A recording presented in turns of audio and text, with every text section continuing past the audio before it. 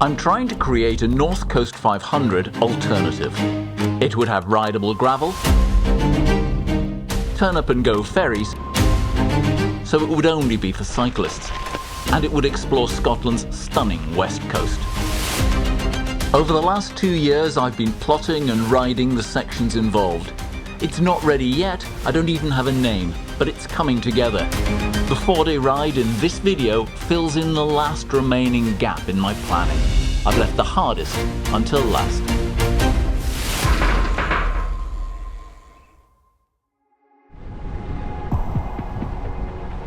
God, I hate starting a ride in the rain. Oh! That doesn't look too promising. Heading up into that, onto the high ground. Hope I can see where I'm going. This is the Cowell Peninsula, and I'm trying to mix the right amount of forest road, which go over some big hills, Wasn't expecting a road here. with minor roads, which show more of the character of this area. If you look at the map, you'll see there are so many little alternatives, and you can do this in quite a few different ways. In fact, I'd stress there's no pure way to do it. I'm just looking for alternatives all the time. And that puts us back onto the road. You know, there's only so much riding in commercial forests I can take, so I think this route would be better now if it goes onto a quiet back road, and I hope that's what this will be. I've allowed 4 days to bridge the gap between Tarbert and Loch Ossian. I've ridden all the rest. Today I crossed to Portavadie, and I've just cycled the lower part of this peninsula through the commercial forest. I started earlier than planned, so I'm now aiming to reach Inverary tonight rather than camp along the way. For now, I'm on a good minor road, which is proving better than trying to follow the old road that occasionally runs alongside. See what happened there? The old road just ran out. It's been doing that into some places, going into people's houses, their driveways.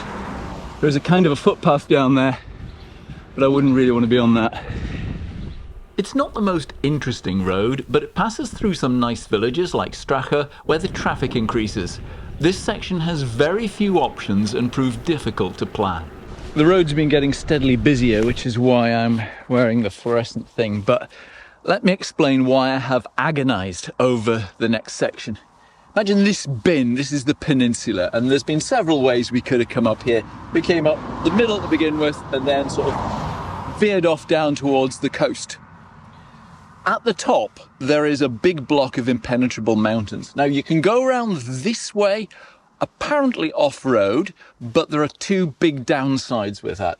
Partly, some of it is on-road, and the road is the worst road in Scotland for cyclists, the A82. And some of the off-road, well, I haven't ridden it, but it does look like it could be a push or probably a carry. There may not even be a track, so that's not good. Wait for the traffic. But the other way around here means you have to be on road, and a little part of that is trunk road. It's not as busy or deadly as the 82, but it's going to be busier than we've been so far. So that is the bit that is going to require the most caution. Always have a real light to hand. In fact, I charged that up when I came to it, it was flat. Right, let's do it. Yeah, this is the main road that goes down to Campbelltown. I once had to drive this for work. I left Glasgow at 3 AM so I could film at 7 AM down in Campbelltown. When planning, it looked like I could have avoided a large chunk of this main road by staying on an old road close to the loch's edge. On the ground though, that had looked less promising. Let's find out if someone knows the answer. I needed local knowledge, so diverted to a pub. Hiya. According to the lad in there, he attempted a little while ago, staying close to the loch's edge, and the road just runs out in places. It's just not non-existent. Whoever mapped it for commute needs to remap it. But at least I know. Right, I can crack on now. This is the least pleasant stretch of the entire route, but it is manageable, and soon you're in Inverary. A former royal borough, this is the traditional county town of Argyll and the ancestral seat of the Duke of Argyll, who probably hasn't stayed at the otherwise excellent hostel. I do like hostels. This one's very nice. The good thing for Inverary is there are 2 hotels nearby, so I could nip there for my dinner last night. And there's also a corner shop that does hot rolls. So that was my breakfast, and I've saved the dehydrated food and the porridge for another occasion. Going into the grounds of Inverary Castle now. This is another one of those things where you won't know if it's rideable until you ride it. There was a sign back there saying no through road, but you never know whether that just means for vehicles or for everyone. So this isn't a quiet road, it is an A road after all, but it's nowhere near as busy as the trunk road last night. The landscape changes as the road climbs up and over into a different glen. That mountain is Ben Cruachan, but it's hollowed out, and at night they pump the water back up, and during the day let the water out to make electricity. And it's been doing that for decades. Tempted as I was to stay on the main road, there's the possibility of an off-road cut through here, so I'm going to see whether or not that goes. Getting even dodgier at this point. You know what? No. And that just doesn't look like the sort of bit I want to send people down. I'm coming into Dalmally, and here we have the first of the railway stations that we've come across since we left Oban ages ago. And from there you could get a train back to Oban and then ride up to Fort William, or you could get a train into Glasgow. The problem is you can't pick up your tickets at this railway station. So as far as I can tell, the answer is just to get on the train, hope there's room for your bike, and then argue about it later. Dalmally also has a well-stocked shop. Good morning. Lavenders.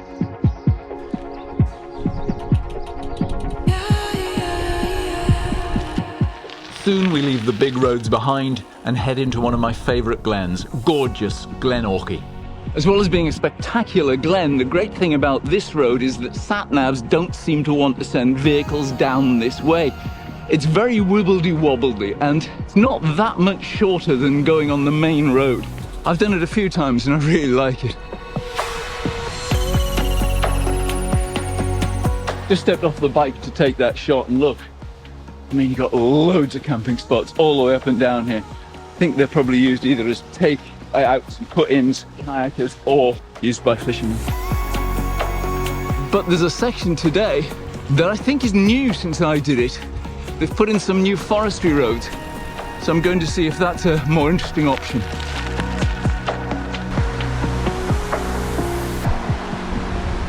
Good day. Enjoying the view? Absolutely.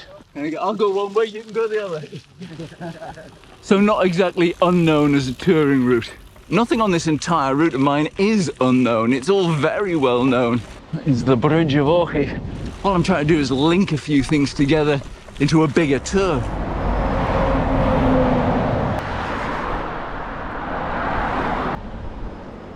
Feel out of place here. This is definitely hiker territory. West Highland Way is knee deep in them. Hi. Hi. Hiya. Hi.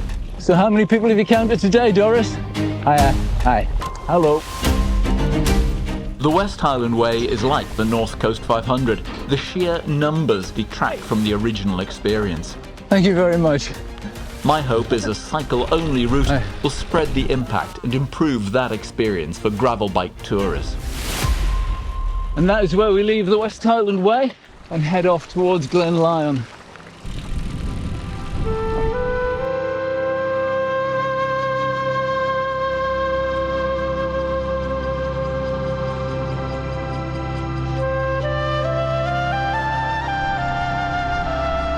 This looks all lovely and idyllic today, but please make no mistake, we are heading into seriously wild country now. Because when it's blowing a hoolie and the rain is coming up at your face from the ground, this can be a very daunting place to be on a bike. Well, that is me reaching the watershed, and I'm delighted to say I was able to ride all the way. If I hadn't eaten my meal down in the pub, if that hadn't been there, I would probably stop now and cook my main meal and use the wind here to try to keep the midges away. Then when I got to wherever I was putting up my tent, I would just have to put it up, jump inside, and that would be that. Maybe have some cheese and oatcakes to round off the day. It's that sort of thing you kind of need to be thinking about all the time if you're going to be bikepacking in wild places like this, and camping. There's a parallel track to this on the other side of the loch, and when I initially mapped it, Kamut put me over there. I think it might actually be a little shorter because it's going on the inside of the bend round Loch Lyon. It also avoids what can be a tricky, deep river crossing. However, it is missing something, one very special something that we're about to get to. This is reportedly the site of the oldest continuing pagan ceremony in Britain, Tai Nam Bodach, the cottage of the old man, and the Cailleach, the old woman, mistress of deer and a central figure in Scottish mythology. Story goes the real Cailleach came here to this glen, and the people were very kind to her. They fed her, they looked after her for the winter. And so she said, well, look, in return, I'm going to make sure that your glen prospers. The people made these symbolic versions from the river-washed stones.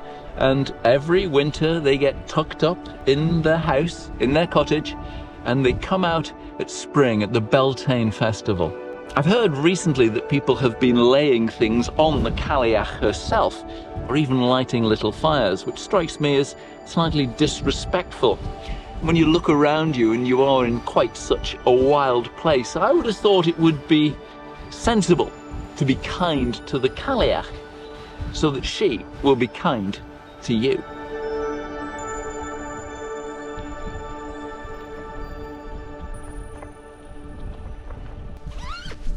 That, at about 500 grams, is the tent, which I got, I think new, they're about £400. I got it on eBay for just over 200. But this is the first time I'm going to use it. And the amazing thing is that is a twin skin tent, and it is still lighter than my Hoop Bivy bag. Means I could, in a midgy environment, get changed inside there. I wouldn't get it up in a hurry, but once I was ready, got everything to here, boof, I could be in, swap my kit off. Job's a good one. I was in Tyso in Inverness quite recently, and I saw this. Quite small, about the size of a Coke can, and it's a small inflatable mat by Van Gogh, same as the tent. It has a rubbish R value, 1, so it's not going to keep you warm in winter. It's really compresses down, and it seems to make a good pair with that tent. Something that was immediately obvious with this tent was the size of the vestibule. It's really small, so it's not a tent that you would lie in bed and brew up, because the chances of some of this nylon catching with the flame, for me, are just too great. I wouldn't do that. So as you can see, there's not a whole load of space in here. I can sit up like that, and I could get change, which is a lot more than I can do in the Hoop Bivy. Better, but I'm rather pleased for the first time I'm using it. It's not lashing down with rain, because that would make this a lot more complicated. Because, I mean, look at this. Look where I am spending tonight. This is why I do this. This is why I come out to wild places. For this.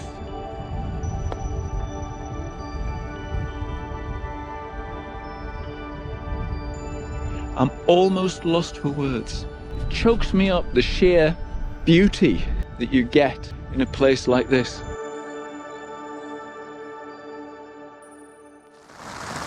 I haven't even looked outside yet. I think it's going to look a very different world to the one where I went to bed.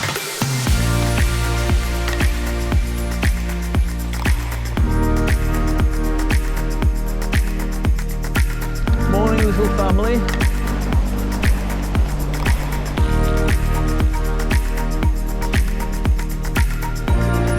These are the upper reaches of Glen Lyon, and I've been lower down previously. But this is the first time I've been up at this end, and it's really quite beautiful. Very, very much a farming glen though. And we're not on the road for that long. Thursday to Tuesday, and today is Tuesday huzzah. The Glen Lyon tea room arrived at exactly the right time. Second breakfast and coffee before again climbing from one glen to another. From Inverary yesterday, we climbed up and over to Glen Orchy. Then it was up and over to Glen Lyon, where I camped. Now it's up and over again, this time to Loch Rannoch. Oh, heavy gate. This is what is called a kirk road, a church road. And it always strikes me just how much harder people were in years gone by to nowadays. Folk in their Sunday best would walk over here from Rannoch to go to church, sit through a service, and then walk back over the way I'm going now.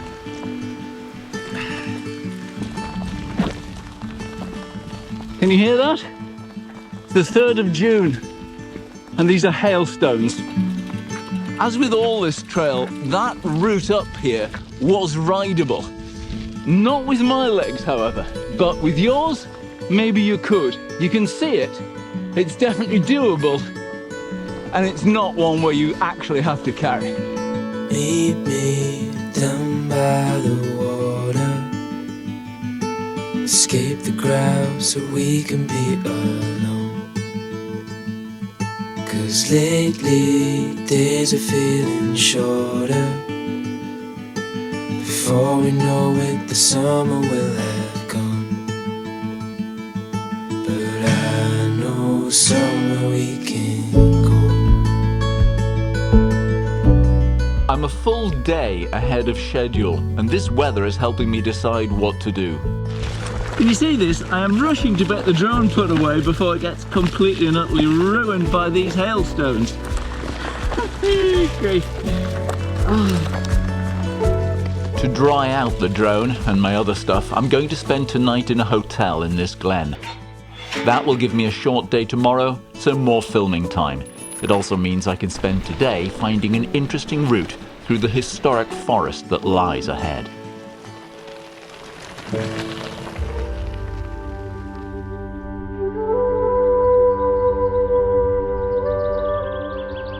This is the Blackwood of Rannoch. Trees have been growing here for more than 10,000 years, since the last ice age. There are descendants from the Great Forest of Caledon, the name the Romans gave to this country, from which we get Caledonia. The so-called granny pines, some of which are 300 years old, are part of this forest reserve, which rewards a little exploration. As you can see, I found a rather adventurous route through the Blackwood. If you're in a hurry and you're trying to press onto Curragh tonight perhaps, then there are plenty of forest roads on the map you could find. But I do rather like this. I also learned there used to be a series of canals in this forest.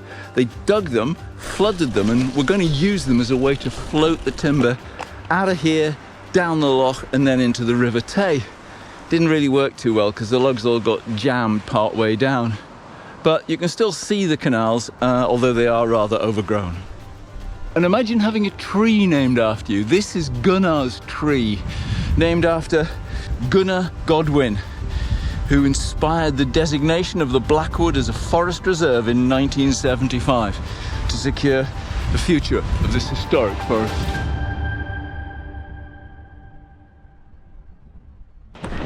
Right, let's see how this is going to go. I've left my route and found a good hotel at a bargain price. So it's not the biggest room I've ever stayed in, but it has a feel of an American room because there's a fridge and a kettle. And the kettle means I could just have a pot meal tonight and porridge in the morning. And best of all, everything got dried out, ready to go again.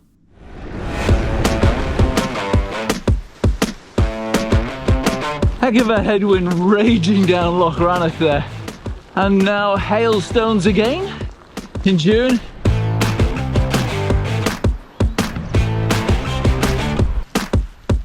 I was saying that my hands felt a bit cold. If you look at the mountains over there, that's fresh snow.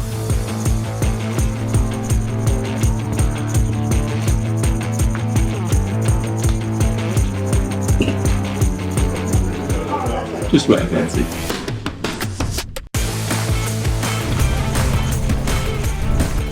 After 25 years in Scotland, you think I'd have got a measure of the weather by now. But my goodness, who'd have thought that wind chill factor would be a big issue in the summer?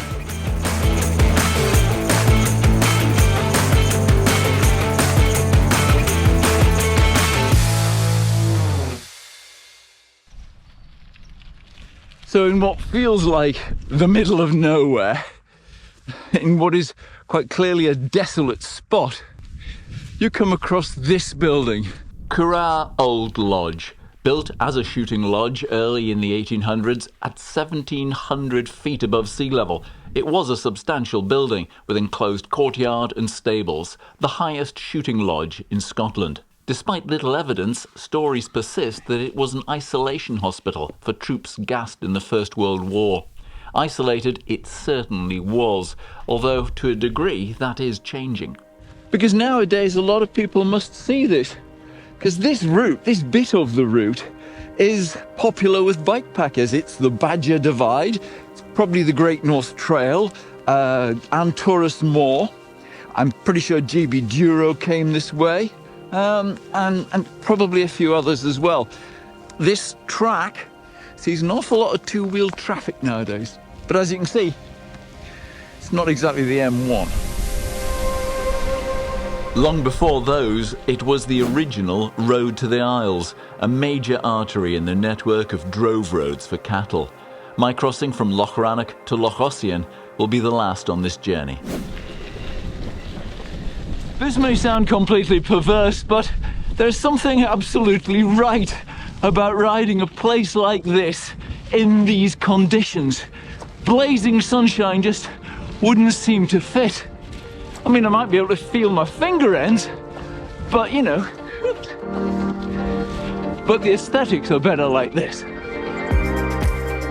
The day saved the best weather for my descent to Loch Ossian Youth Hostel and Curragh Station, where I'd take the train.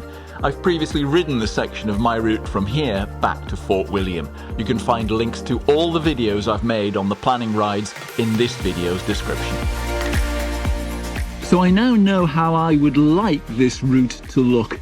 I need to do a bit of research and speak to a few people to find out if there are any legal implications when it comes to publishing a route like this. There may be also a partner like ScotRail, someone that I can get involved to help publicise it. Because there's no point in having a great trail if no one knows about it. I will share the GPS file. I'll try and find a way to share it with my channel members. But as for a big splash, I haven't even got a name for it yet. But thank you very much indeed for watching this. If you've enjoyed it, give me a thumbs up. I'll put the others alongside here, and I'll see you again next time. Bye-bye.